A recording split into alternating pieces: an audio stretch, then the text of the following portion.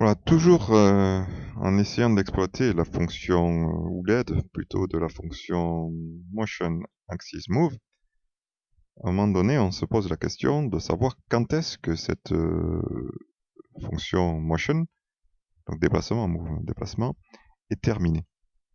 Alors, on va aller voir sur l'aide quel est le paramètre qui permet de dire que ce déplacement est terminé. On reprend toujours dans notre explication sur le graphe 7 GPN, là, à un moment donné, on va lancer cette fonction-là. On a vu que cette position-là, c'est la position x calculée. Et je vais aller voir quel est le paramètre, essayer de trouver le paramètre qui permet de dire que c'est terminé. Voilà. Alors, on va aller chercher. Au bout de bon, on les connaît, mais bon, là, on va faire comme si on ne savait pas. On va aller chercher F1. Et on retrouve toujours donc notre aide. Et on va aller chercher les différents paramètres en lisant dans le tableau les différents paramètres qui nous sont proposés par rapport à cette fonction. Alors là, on va descendre. Voilà. Et là, on arrive sur ce qu'on appelle les motion instruction data type. Et on va voir que il y a même un petit schéma qui permet de voir à quoi les choses correspondent, là, sur une loi trapezoïdale, par exemple.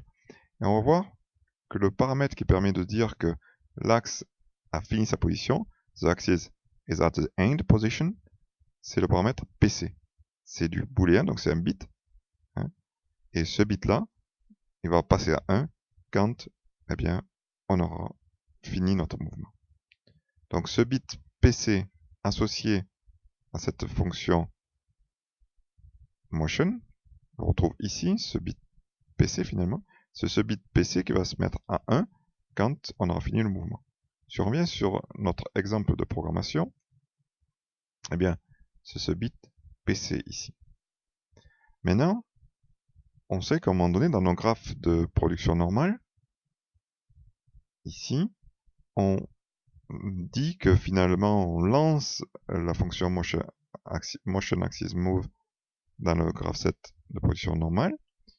Il se lance, il se déplace de la valeur de x, et quand le déplacement de x est atteint, il faut que le bit PC de cette fonction mam passe à 1. Alors je vais aller récupérer le bit MAM du GPN. On va faire une vidéo spéciale pour expliquer comment on retrouve ce bit-là.